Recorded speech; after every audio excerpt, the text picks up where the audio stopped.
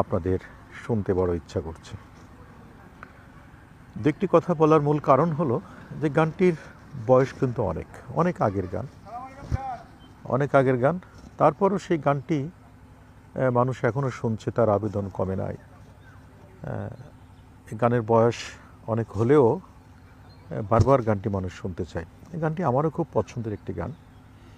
গানটি আমারও ভীষণ পছন্দের একটি গান, অনেক পছন্দের গান। গানটি লিখেছেন এবং সুর করেছেন আমার সঙ্গীত পিতা মিল্টন খন্দকার। তো সেই গানটির অংশবিশেষ আমি খালি গলায় গাইবার চেষ্টা করছি। ভালোবেসে যারা কেঁদেছে আমি যে তাদের একজন, ভালোবেসে যারা কেঁদেছে আমি যে